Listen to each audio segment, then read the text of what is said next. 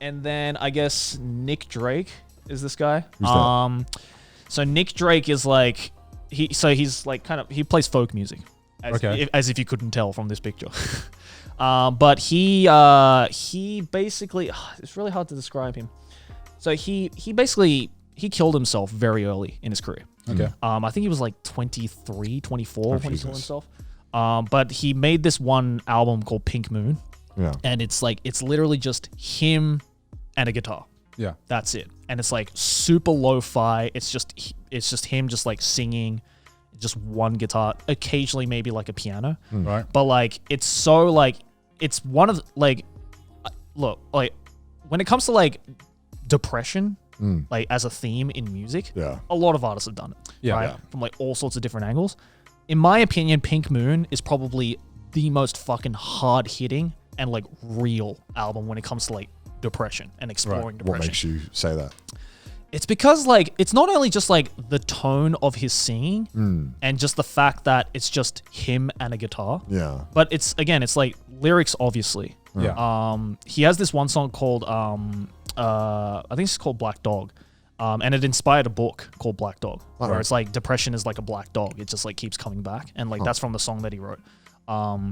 But it's like, I don't know. It's like, it's beautiful, but it's like haunting. Yeah. It's really, really fucking haunting. And like every time I play this album, like there's just like a couple of songs that I just hit where I'm just like breakdown crying. Well, I guess because you know how real the stuff. Well, you're when saying someone's about in that was, state of mind, sometimes it's like sometimes you can't always express yourself or communicate that emotion without having a medium like music or something like that. Like what I can say is that like Nick Drake is music, but what it's certainly not is entertainment.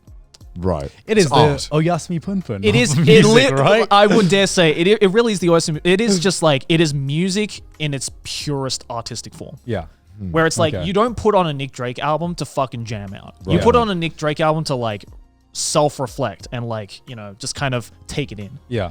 And like, kind of learn from it, right? Because like he was super depressed. Like I'm talking like mega, mega, mega depressed from a child. Yeah. I believe that. Yeah. And and like it led him to take his own life, even though he was like extremely fucking talented. And he probably had a bright future ahead of him if he kept going. But depression is very hard to deal with. Yeah, so then he just kind of like gained a cult status because of that. And my sister actually like put me onto Nick Drake.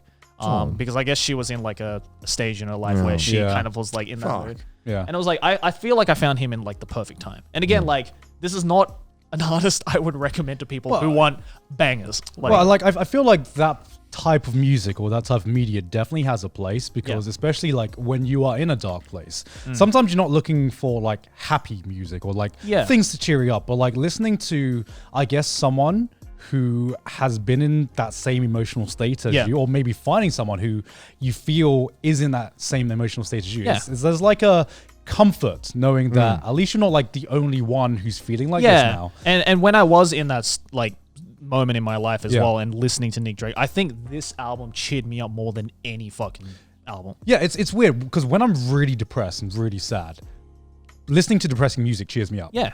Like it's like listening to happy music just makes me more depressed. Yeah. Because I'm just like, why are they happy and I'm not? How dare this beat like be this like upbeat and like happy? How dare these people be happy? But you listen to depressing songs and I'm just like, fuck man, I'm not alone. I'm not the only one. I'm not the exactly. only one. Yeah. Exactly. Yeah, like that's the thing. It's like I feel listening to happy music while depressed just does the opposite effect because it makes you go, how come they're happy but I'm not? Yeah.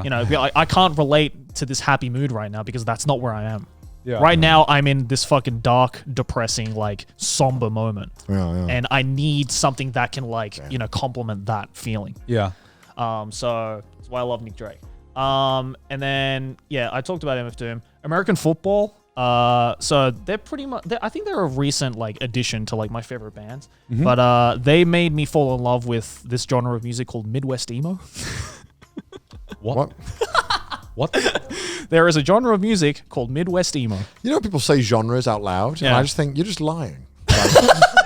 Like I just like like like at this point, like I feel like music, most of all, like people just make up genres. Oh yeah, of course. Of course Like they do. it's music most of all. Yeah, right? of course they do. They're just like, it's not punk. It's just some derivative of punk. We don't want to be the same as those punk bands. Like, So what's so good about them then? okay, so Why do you like? It's emo country. no Emo Midwest emo. Midwest emo? How do you define Midwest emo? It's Midwest. It Okay. is emo made by bands who have lived in the Midwest America. So what is the difference between Midwest emo and emo Okay, so in terms of sound? Is there a southern emo? I'm sure there is, but I wouldn't be aware of it. So Midwest emo is like, so basically these guys founded the genre. And like the indie scene for the past like 20 years has been just filled with Midwest emo bands. It has. Yeah. They're like, have no idea. there's a lot of bands who have gotten big off like Bandcamp and like SoundCloud and like Spotify and stuff just Right. that are in this genre. And it's like, how do I explain Midwest emo? It's like indie rock and math rock with folk music. What is math rock? I see, my God, see, I this think- is where I don't I have to explain understand. math rock now. This is a problem because like every time I speak to people who really know music, Yeah. they start saying things to me, and I'm like, you're just lying. Like you're just lying. Like Math- why isn't that on iTunes? That thing? Am I stupid? Like It is on iTunes, probably. it probably is now, but Yeah. like to me, it's like, are we categorizing music too much? Like, I mean, I guess, but that's because I feel music just in general has expanded to so Yeah, far that like it's just like it's kind of a shame to just throw it all away as just rock or that's pop. true, I guess. Maybe this is just my own inability to understand it, and so I'm just like, why? Yeah, well, I mean, it's the same thing with like electronic music, right? Like you have electronica, you have house, you have trance, you have Yeah, techno. I guess so. Whereas like That's someone true. who doesn't like music would be like, it's just all electronica. It's just the beeps and the boops. It's just the beeps and the boops, right? So same That's thing true, with actually. So Midwest emo is like, it's, as the name suggests, a lot of the lyrical themes are very depressing. But it's not like folk music, like strictly. It's not like a Okay. Nick Drake. It's like there's a band behind it. Usually a lot of the songs can be upbeat, but usually the lyrical contents are very depressing. Hence the emo. So that makes it emo when it's depressing. Yeah. Okay. It's kind of like emo. This is gonna sound really bad. Midwest emo is like Nick Drake if you were privileged. like if you were like I don't know if that's a hot take. if you or not. I like don't if understand you were enough like about if music. you know We're it's getting like into like so many layers right now. it's like Midwest emo is like it's coming from bands who like have lived in like the Midwest in small towns where like it's Yeah. not like they're born into like poverty or like Just kinda you know shit. yeah it's just like they kind of just like lived in a town that's in the middle of nowhere in the Midwest, not a whole lot to do except get sad about shit because they don't because they have like I Because don't you're know from like Minnesota. Suburban emo. yeah it is like suburban emo. That's the only way. I just made that up. It is. It is literally. It is. I just made a new genre of music It right is. now. It is emo rock Yeah. with mixes of folk music for people who live in suburban Midwest areas. I think I understand. Yeah.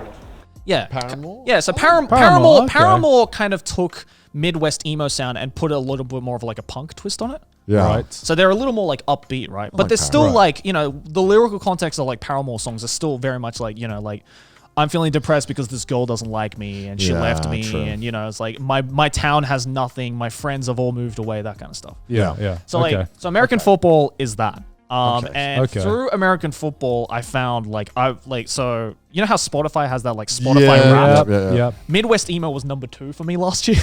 Oh.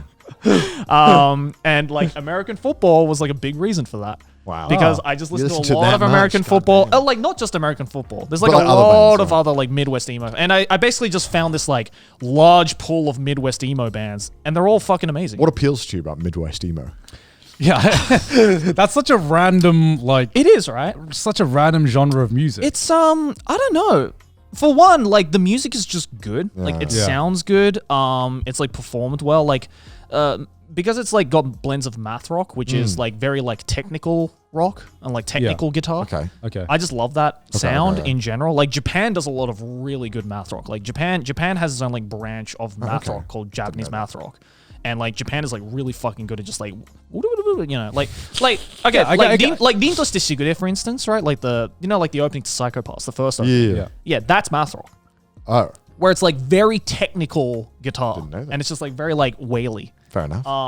But Midwest emo kind of takes a lot of that style of just like technical guitar, which just as a guitarist I can appreciate for one. That makes sense. Like one thing I always want to know is like how much do you appreciate music in like a technical sense or like a theory sense where obviously you're like way more musically trained than say I am.